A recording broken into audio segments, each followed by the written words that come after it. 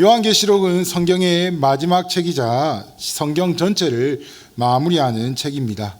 이게 역사적인 책이 아니라 묵시를 기록한 앞으로 일어날, 특별히 종말의 때에 일어날 예언을 기록한 예언서입니다. 그래서 참 어렵습니다. 내용이 비유도 많고 또 상징도 많고 이렇게 해석해서 잘못하면 이단이 되어버리는 참 어려운 책이기도 한데, 또 하지만 하나님께서 분명히 우리 가운데 주시는 은혜와 말씀이 있기 때문에 이 말씀을 우리가 한번 살펴볼 때에 큰 은혜 받는 시간 되기를 원하는데요. 특별히 2장부터는 7교회를 향하여서 주신 하나님의 말씀이 있는데, 이 말씀을 오늘 첫 번째 에베소 교회를 통해서 우리 가운데 말씀하시는 하나님께서 뭐라고 말씀하시는지, 또 우리 교회 가운데 필요한 것이 있다면 무엇을 해야 하는지 깨닫고 기도하는 시간 되기를 소망합니다.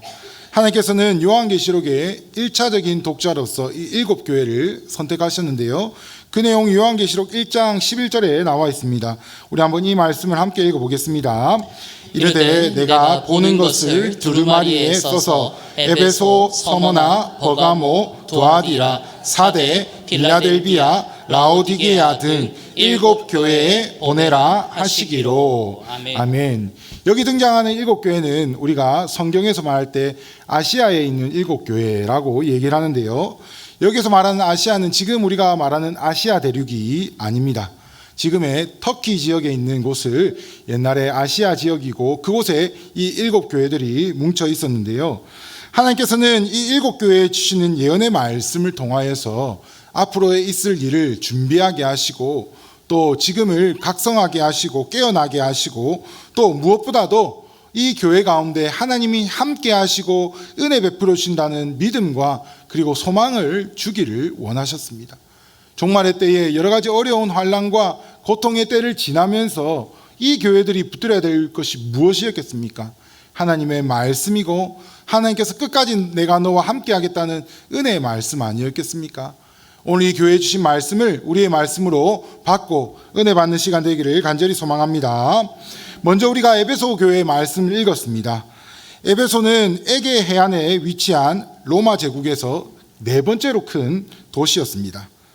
별명은 어머니의 도시로 불렸고, 인구는 약 20에서 25만 명 정도의 서부 아시아 지역에 경제적으로 아주 큰 유력한 교역의 중심 도시였습니다. 당연히 무역과 상업이 아주 큰 성행을 했습니다.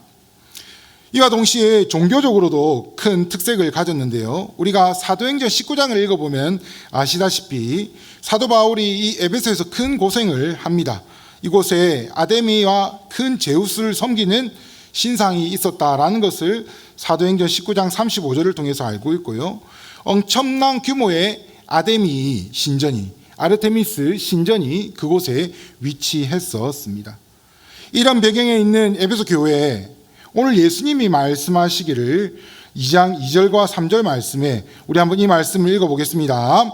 내가 내 행위와 수고와 내 인내를 알고 또 악한 자들을 용납하지 아니한 것과 자칭 사도라 하되 아닌 자들을 시험하여 그의 거짓된 것을 내가 드러낸 것과 또 내가 참고 내 이름을 위하여 견디고 게으르지 아니한 것을 아노라 라고 말합니다. 오늘 이 말씀해 보시면 에베소 교인들이 참 많은 일을 했습니다. 그 중에 중심적인 게 무엇입니까? 내 행위와 수고를 그리고 인내를 하나님께서 아신다라고 했는데요. 이 사람들이 어떤 인내와 어떤 수고를 했을까요? 바울이 에베소에서 3년 동안 복음을 전했는데요. 그 가운데 가장 큰 사건이 바로 은세공업자 데메드리오 때문에 고생을 한 것입니다.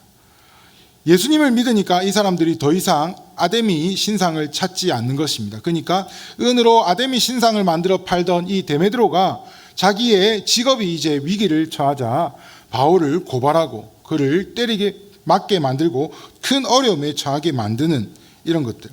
그 당시 사람들은 종교와 상업이 밀접한 관계를 이루고 있는 사회를 살던 사람이었습니다.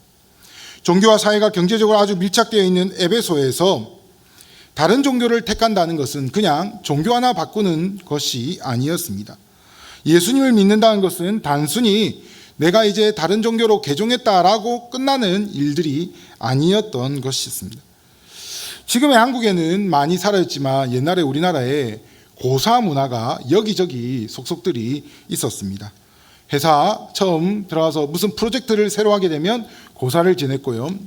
차를 한 대 사도 고사를 지냈고, 여기가 영도다 보니까 배를 타셨던 분이 많으신데 옛날에 배를 타듯 조업을 나갈 때도 꼭 고사를 지내고 나갔던 적이 많죠. 내가 교회 다니니까 나는 고사 못 지내겠습니다. 이렇게 되면 어떻게 됐습니까?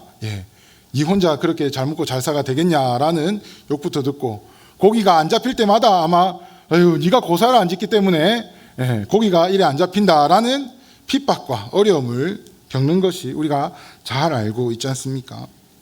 엄청난 수모와 때로는 조롱까지도 감당해야 될 일입니다. 당시 에베소 교회, 그리고 지금 우리가 살아가는 현재, 시간은 많이 흘렀지만 사실 상황과 형편은 별로 달라진 것 같지는 않습니다. 당시 에베소 교회에서 아데미를 버리고 예수 그리스도를 따랐던 성도들이 수많은 박해와 어려움을 겪어야 했던 것처럼 지금 우리도 모양은 다르지만 여전히 이런 어려움 속에서 살아가야 합니다. 우리나라가 종교의 자유를 법적으로 보장은 하고 있지만 여러 가지 이유로 교회를 다닌다는 것 때문에 사람들로부터 눈치를 봐야 하는 것 사실이고요. 또 교회를 다니는 것 때문에 다른 사람에게 피해를 주는 것 같은 느낌을 받는 것도 사실이고, 이런 일들 때문에 교회를 다니는 것 자체가 나쁜 이미지를 줄 수 있는 그런 어려운 상황에 처하는 것이 우리의 현실인 것이죠. 특히 우리는 코로나 기간을 지나면서 이 일을 뼈저리 느꼈던 것 같습니다. 우리는 예배를 드려야 했기 때문에 예배를 드렸던 것이고, 교회에 모여 하나님께 영광을 돌려야 되기 때문에 교회에 나왔던 것뿐인데, 코로나라는 질병으로 인하여서 이런 것들이 이기적인 종교 집단으로 부정적으로 그들에게 보여질 때 우리가 겪어야 될 순환과 고난과 여러 어려움들은 말 못할 정도였습니다. 우리는 믿음의 삶을 지키는 것 때문에 사회에서 때로는 인내해야 합니다. 때로는 보지 않아도 되는 손해를 봐야 되고요. 때로는 어려움을 당할 수도 있을 것입니다. 이것이 우리가 감당해야 될 수고이고, 이런 수고를 참는 것이 우리가 감당해야 될 인내인 것이죠. 믿음을 지키기 위하여. 하나님을 믿는 사람이기 때문에 안 해도 될 고난과 고통을 받는 것이, 핍박을 받는 것이 어떻게 보면 이 세상에서의 당연한 길입니다. 요한복음 15장 18절에서 20절에 이렇게 기록하고 있습니다. 우리가 이 말씀을 길지만 한번 읽어보겠습니다. 세상이 너희를 미워하면 너희보다 먼저 나를 미워한 줄을 알라. 너희가 세상이 자기의 것을 사랑할 것이나 너희는 세상에 속한 자가 아니요 도리어 내가 너희를 세상에서 택하였기 때문에 세상이 너희를 미워하느니라. 내가 너희에게 종이 주인보다 더 크지 못하다 한 말을 기억하라. 사람들이 나를 박해하였은즉 너희도 박해할 것이요 내 말을 지켰은즉 너희 말도 지킬 것이라. 아멘. 여러분, 세상은 우리를 미워할 수밖에 없습니다. 왜냐하면요, 세상에 가는 길은, 세상이 추구하는 길은 하나님과 반대되는 것이기 때문에 그렇습니다. 하나님은 사랑과 은혜와 우리에게 주시기를 원하시는 무한하신 축복을 말씀하지만 세상은 그것들을 다 버려두고 자신이 원하는 길, 쾌락과 탐욕과 그리고 순간적인 그런 기쁨과 행복을 쫓아가는 것이 바로 세상입니다. 때로는 이게 두 개가 맞아서 비슷한가라고 생각할 때도 있지만 궁극적으로 마지막 결과 지점에 다다랐을 때는 하나님과 멀어진 것이 바로 세상이다라는 것을 우리는 이미 임상적으로 경험적으로 잘 알고 있지 않습니까? 그렇기 때문에 세상은 하나님을 믿는 사람을 결코 사랑해 줄 수가 없습니다. 인정해 줄 수도 없고 도리어 핍박과 미움과 시기와 질투를 하나님을 믿는 사람에게 보내줄 수밖에 없는 것이죠. 예수님께서 그렇게 말하지 않습니까? 내가 세상으로부터 핍박을 받을 수밖에 없는 존재였기 때문에 나를 믿는 너희가 어쩔 수 없이 핍박을 받는 것이 당연하다라는 것이죠. 그렇기 때문에 우리는 믿는 자로서의 받는 핍박과 고난을 이게 피해야 될 것, 버려야 될 것, 웬만하면 안 받으면 좋은 것으로 여기는 것이 아니라 어떻게 보면 당연한 것으로 여겨야 할 것입니다. 귀찮은 일 많이 생기고요. 힘든 일 많이 생깁니다. 여러분 주일날 한번 예배 오기 위해서 얼마나 많은 수고와 노력을 해야 됩니까? 혹시나 일요일 주일에 근무 한번 걸리게 되면 그 근무를 한번 없애보려고 온갖 노력과 수단과 방법을 동원해야 됩니다. 이런 거 안 하려면 교회 안 나오면 간단하죠. 예, 출근하겠습니다 라고 말하면 아주 쉽게 끝날 일은 우리는 믿음을 지키기 위하여 이런 어려운 일을 손수 감당해야 하는 것이죠. 세상을 사랑하지 않고 오직 주님만을 사랑하겠다는 이 믿음의 결단, 그리고 그 결단을 살아내겠다는 우리의 삶의 변화, 이것이 세상과 충돌하여서 우리 성도에게 세상이 주는 미움과 박해가 따라오게 되는 것입니다. 성도로서 당연히 받아야 할 박해인 것이죠. 이런 수고와 인내를 잘했던 교회가 바로 에베소 교회라고 오늘 주님께서 말씀하시고 계십니다. 믿음 지키기 때문에 겪어야 할 어려움과 고난을 피하지 않고 견디며 묵묵히 신앙을 지키며 살아갔던 삶이 바로 에베소 교회 성도들의 삶이었습니다. 그들이 아데미 신상에 절을 하지 않으면 단순히 종교적인 행사에 참여하지 않는 것을 넘어서서 그들이 가졌던 경제권과 상업권과 누릴 수 있는 여러 가지 혜택들을 모두 포기해야 되는 시대가 바로 그 당시 시대였습니다. 그들은 부자 되는 것을 포기해야 됐을 것이고 잘 먹고 잘 사는 것을 포기해야 될 것이고, 아니 도리어 많은 손해와 많은 잃어버림을 각오하고 아데미 신이 아닌 예수 그리스도를 택하는 믿음의 결단으로 살았고, 여기서부터 오는 고난과 고통과 수모와 박해를 그냥 견디며 참고 인내했던 사람들이 바로 에베소 교회 성도들이었죠.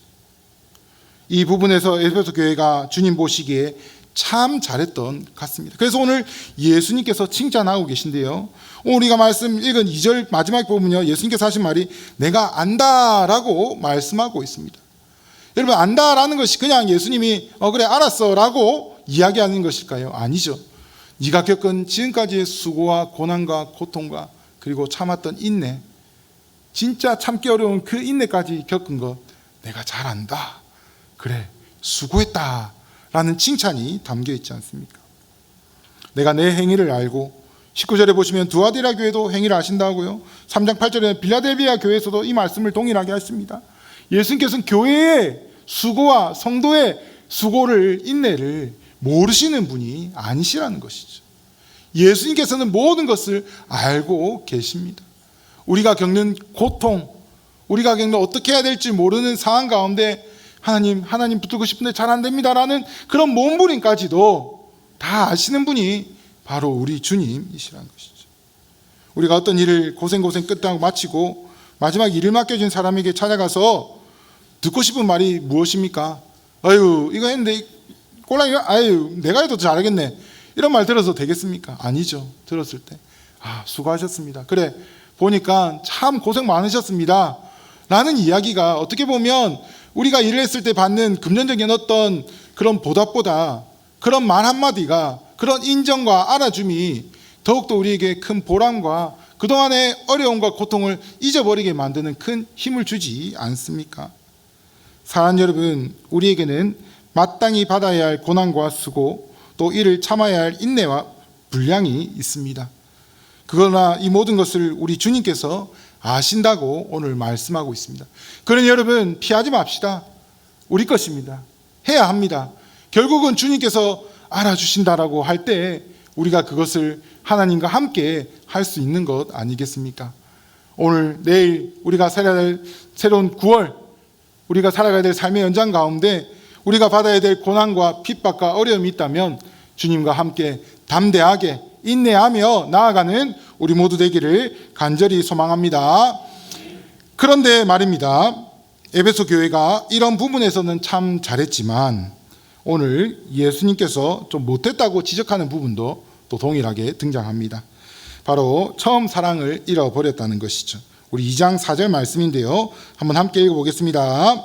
그러나 너를 책망할 것이 있나니 너의 처음 사랑을 버렸느니라. 아멘. 에베소 교회가 참 잘했지만 오늘 예수님께서 잘했는데 첫사랑을 좀 버린 것 같아 라고 이야기를 하신대요. 칭찬받는 에베소 교회 책만을 봤는데 바로 처음 사랑을 버렸다고 지적을 받고 있습니다. 여러분, 그럼 여기서 말하는 첫사랑이 무엇이겠습니까? 에베소 교회가 받았던 첫사랑이 무엇인지 알기 위해서는 우리는 에베소서를 살펴보면 가장 명확하게 그 답을 얻을 수 있을 것입니다. 두 가지로 살펴볼 수 있겠는데요. 첫 번째는 예수님에 대한 우리의 사랑을 이야기하고 있습니다. 에베소서 6장 24절입니다. 에베소서 6장 24절 말씀을 함께 읽어보겠습니다. 우리 주 예수 그리스도를 변함없이 사랑하는 모든 자에게 은혜가 있을지어다. 아멘. 사도 바울이 이제 에베소 편지를 마지막으로 마치면서 이렇게 얘기를 하죠. 우리 주 예수 그리스도를 변함없이 사랑하는 모든 자들이여, 모든 성도들이여, 하나님을 변함없이 사랑하는 여러분에게 은혜가 있기를 소망합니다라고 이렇게 편지를 마치고 있는데요. 하나님을 사랑하는 예수 그리스도를 변함없이 사랑해야 될 이 사랑에 문제가 생겼다라는 것이죠. 우리는 단순히 하나님을 믿고 구원을 받았다라고 이야기하지 않습니다. 우리는 하나님을 사랑한다라고 이야기를 합니다. 하나님과 우리의 관계는 그저 주종의 관계, 그리고 종교적인 구원자와 구원이 필요한 어떤 죄인의 관계를 떠나서 사랑의 관계로 엮여져 있습니다. 하나님은 우리를 사랑해 주셨습니다. 하나님이 사랑이시기 때문에 우리를 위하여 사랑하시기 때문에 천지 만물을 창조하셨고 이 모든 것을 위하여 우리를 위하여 주셨고 또 하나님께서 우리를 위하여 죄인된 우리를 위하여 구원하시기 위하여 누구까지요? 독생자이신 아들 예수 그리스도까지 내어주셨습니다. 이 모든 이유를 따지고 보면 모든 것이 하나님의 사랑이 가장 큰 이유가 되겠죠. 하나님께서 우리를 사랑하셔서 우리를 위하여 모든 것을 주셨습니다. 이런 사랑을 받은 우리는 어떻게 보면 당연히 하나님을 사랑해야 합니다. 하나님께서 이 사랑을 우리 가운데 요구하고 계십니다. 그런 사랑이 우리가 주님을 영접하는 순간, 주님을 인격적으로 만나는 순간부터 시작되게 되는 것이죠. 하나님을 모를 때는 우리 하나님을 사랑할 수가 없습니다. 하나님을 믿는 첫사랑의 순간이 분명 있다라는 것이죠. 이 사랑이 변함없이 우리의 삶을 이끌어 가야 됨에도 불구하고 때로는 이 사랑이 식어져 가고 이 사랑이 잊혀져 가고 이 사랑이 어디로 갔나라고 생각할 때가 들 때가 있다라는 것입니다. 죄에서 죽을 수밖에 없었던 우리를 구원하여 주신 그 사랑, 여러분 이 사랑을 사실 어떻게 우리가 다 이해하고 다 표현할 수 있겠습니까? 그래서 이런 찬양이 있습니다. 찬양의 가사 중에 그 사랑 얼마나 아름다운지, 그 사랑 얼마나 날 부욕해 하는지, 그 사랑 얼마나 크고 놀라운지를, 그 사랑 얼마나 나를 감격하게 하는지. 하나님께서 주신 사랑을 생각할 때 이 사랑이 우리를 너무나도 감격해 하고 얼마나 우리를 놀랍게 하는지, 주신 그 사랑의 감격이 크지만 안타깝지만 이 사랑을 우리가 놓치며 살 때가 너무나도 많다는 것이죠. 사랑하는 여러분, 이 사랑을 붙들고 살아야 됩니다. 우리의 첫사랑 어디에서 떨어졌을까요? 예전에 식었던 그 사랑은 과연 어디에 가 있을까요? 우리가 하나님을 사랑해도 불구하고 매일매일 그 사랑이 날마다 커져가고 하나님을 생각하면 심장이 둥글둥글거리고 가슴이 두근두근거리고 가슴이 뜨거워지는 그 당연한데 지금 나의 모습이 과연 그렇습니까? 죄송합니다. 앞에 설교하는 목사지만 저 자신도 많이 잃어버린 것 같다라는 생각 앞에 마음이 슬퍼옵니다. 과연 어디 가 있을까요? 하나님을 향한 첫사랑을 회복해야 하겠습니다. 두 번째 예수님께서 말씀하시는 사랑은 에베소서 5장 2절을 통해서 살펴볼 수 있습니다. 우리 5장 2절을 한번 읽어보겠습니다. 그리스도께서 너희를 사랑하신 것 같이 너희도 사랑 가운데서 행하라. 그는 우리를 위하여 자신을 버리사 향기로운 제물과 희생 제물로 하나님께 드리셨느니라. 아멘. 여러분, 예수님의 그 희생의 사랑, 자신의 아들까지 자신의 목숨까지 아낌없이 주는 이 사랑은요, 당연히 우리가 하나님을 사랑하게끔 만듭니다. 그 사랑을, 그 놀라운 말로 표현할 수 없는 사랑을 받았기 때문에 우리가 앞서 보던 사랑, 하나님을 사랑하는 당연한 사랑으로 이어지게 됩니다. 그런데 하나님은 한 개 더 하기를 원합니다. 여기서 한 단계 더 나아가기를 원하는데요, 아까 읽은 5장 2절에 보시면요, 그리스도께서 너희를 사랑하신 것 같이 너희도 사랑 가운데서 행하라라고 이야기를 하시는 것이죠. 무슨 말입니까? 내가 너희를 사랑한 같이 너도 사랑을 실천해라. 사랑을 해라. 나를 사랑한 것 그것만으로 만족하지 말고 그 사랑을 말 그대로 이웃에게 보여주라. 내 이웃을 내 몸같이 사랑하라 라고 말씀하시고 있는 것이죠. 마태복음 22장 30절 40절에 이렇게 얘기하시죠. 예수께서 이르시되 내 마음을 다하고 목숨을 다하고 뜻을 다하여 주 너희 하나님을 사랑하라 하셨으니 이 크고 첫째 되는 계명이요 둘째도 그와 같으니 뭐라고 하십니까? 내 이웃을 내 자신과 같이 사랑하라 하셨으니 이 두 계명이 온 율법과 선지자의 강령이라. 여러분, 하나님께서 분명히 말씀하십니다. 하나님을 사랑하는 것과 함께 동일하게 우리가 해야 될 것이다. 바로 내 이웃을 사랑하는 것이죠. 여러분, 이 사랑은 우리가 때로는 하찮게 여기는 것 같습니다. 하나님만 사랑하면 됐지. 하나님 사랑하기도 지금 벅찬데, 내가 하나님만 온전히 섬기는 것도 벅찬데 내 주변 이웃을 돌아보는 게 가당찮은, 지금 내가 할 수 있는 일이 아닌 것 같아. 일단은 내가 하나님부터 제대로 사랑하자라는 우선순위를 세울 때도 있는 것 같고요. 때로는 그저 하나님 사랑하는 게 너무 좋기 때문에 주변의 이웃을 잘 바라보지 못할 때도 있는 것 같습니다. 하나님을 섬긴다는 핑계로 다른 사람에게 피해를 줄 때, 가족에게 어려움을 줄 때도 있는 것 같습니다. 과연 그것이 하나님이 원하시는 것일까 생각할 때 오늘 말씀해본 우리가 내 이웃을 내 몸과 같이 사랑하라고 분명히 하나님께서는 우리에게 말씀을 주셨죠. 사랑하는 여러분, 이 사랑이 회복돼야 될 줄로 믿습니다. 나는 얼마나 내 이웃을 사랑하고 있습니까? 이웃이 누굽니까? 내 주변에 있는 모든 사람을 얘기를 합니다. 아주 가까이 있는 나의 가족부터, 그리고 나의 친구, 내가 회사에서 만나는 사람들, 어떻게 보면 한번 옷깃 스쳐 지나간 깊이 알지는 못하지만 그래도 한 번씩 보는 사람들로부터 시작해서 어떻게 보면 내 주변에 있는 모든 사람들이 내가 사랑해야 될 이웃인 것이죠. 우리는 그들에게 얼마나 하나님의 사랑으로 대하며 살아가고 있습니까? 여러분, 이것 또한 우리가 회복해야 될 사랑이라고, 잃어버린 첫사랑 중에 중요한 사랑이라고 오늘 우리 주님께서 말씀하여 주고 있습니까? 언제 어디서 잃어버린지 여러분 한번 기억해 보시기를 바랍니다. 결론을 다달아야 되는데 해야 될 게 있죠. 잊어버린 거는 많은 것 같은데 그러면 어떻게 찾을 수 있을지 한번 생각해 보기를 원합니다. 함께 세 번째로 살펴볼 것은 바로 하나님께서 처음 사랑을 잃어버린 것에 대한 다시 회복해 하심의 은혜가 있다라는 것입니다. 하나님을 사랑하고 이웃을 사랑하는 것이 당연하지만 그러지 못하고 살 때 너무나 많죠. 사람들은 사랑이 식어지면 많은 방법들을 강구합니다. 같이 여행을 가보기도 하고요. 특별한 선물을 준비하기도 합니다. 장미꽃 배송이를 여러분 준비해 보셨습니까?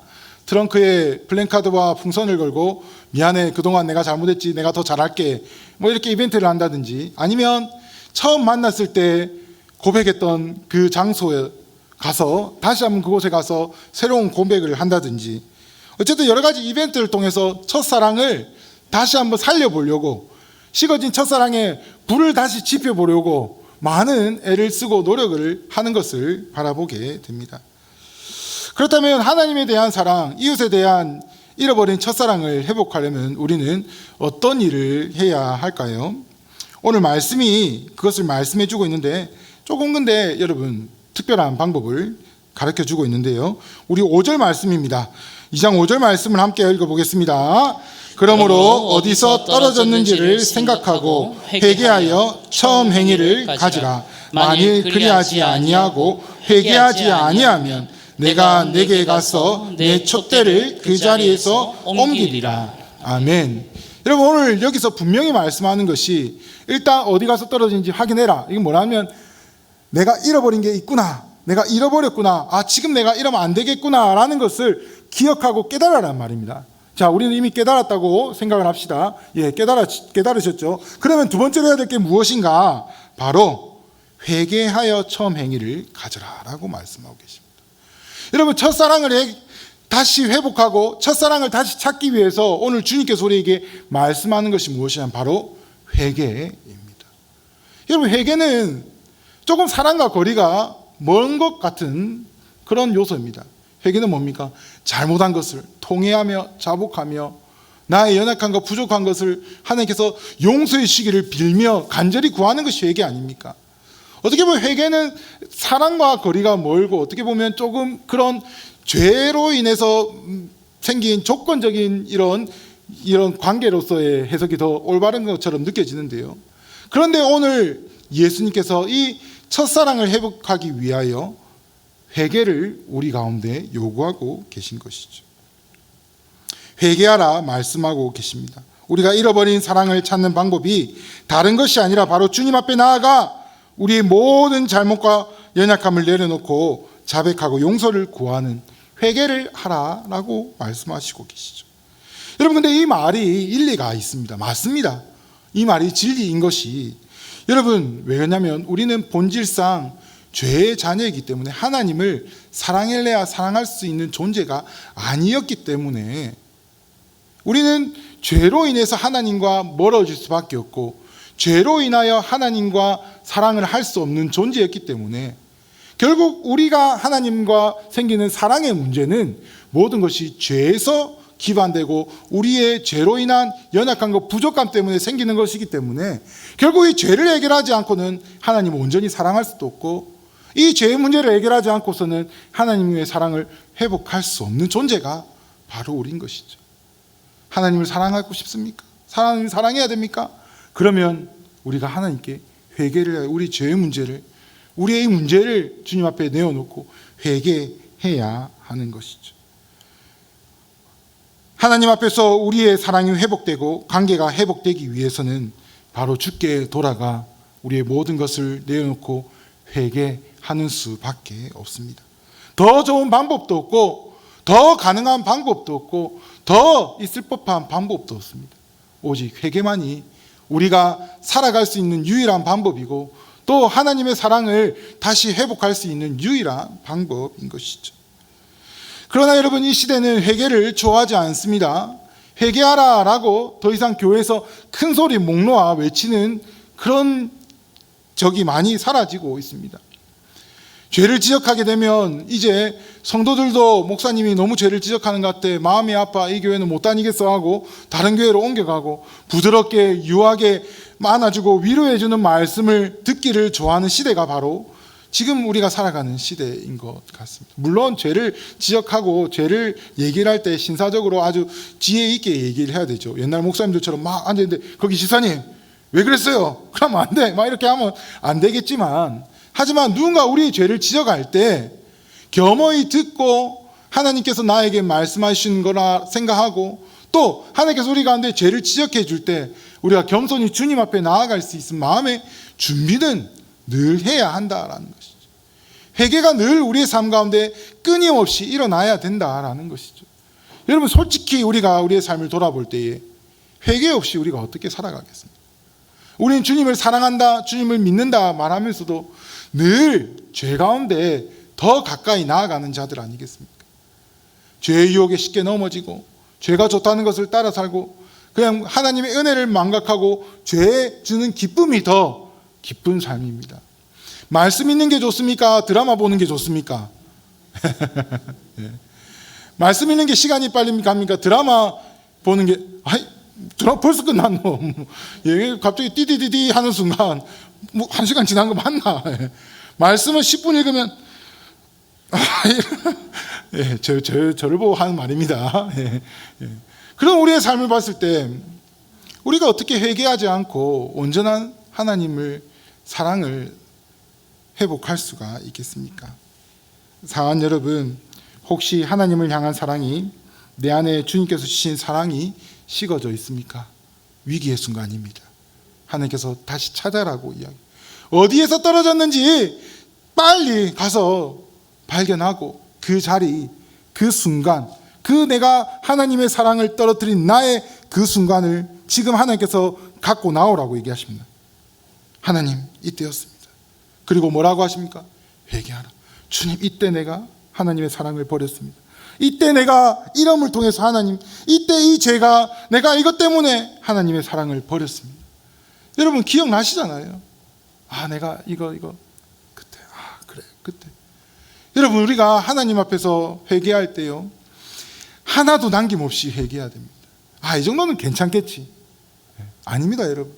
이 정도는 괜찮은지 놔뒀다가 나중에 커져가지고 결정적인 순간에 우리의 삶에 어떤 은혜를 맞게 되고 우리의 삶을 어렵게 만드는 순간이 오기 때문에 우리는 주머니를 탈탈탈 털어서 먼지 한 톨 없듯이 탈탈 터는 것처럼 우리의 삶을 늘 주님 앞에 내어놓고 회개하는 삶을 살아야 되는 것이죠. 언제 어디서나 어떻게 떨어졌는지 찾고 우리를 늘 넘어지게 늘 주님을 배반하고 늘 주님을 떠나게 하는 이 죄를 주님 앞에 자복하며 용서의 은혜를 구합시다. 사랑하는 여러분, 우리 주님께서 말씀하시기를 회개하라. 그렇지 않으면 내가 내 촛대를 그 자리에서 옮기리라 말씀하십니다. 우리 주님께서 우리에게 무한정 기회를 주시는 것이 아니라 기회는 유한되어 있습니다. 우리가 이 땅에서 목숨을 다하든 주님께서 정하신 그 기한이 다하든 우리에게 주신 삶은 영원하지 않습니다. 이 유한한 삶 가운데 우리가 한시라도 빨리 지금 당장 주님께 회개하여 돌아가야 하지 않겠습니까? 사랑하는 여러분, 오늘 하나님께서 우리에게 말씀하시기를 회개하는 자에게 하나님께서 생명나무의 은혜를 주시겠다라고 말씀하십니다. 8절 말씀해 보시면요, 귀 있는 자는 성령이 교회들에게 하시는 말씀을 들을지어다. 이기는 그에게는 내가 하나님의 낙원에 있는 생명나무의 열매를 주어 먹게 하리라.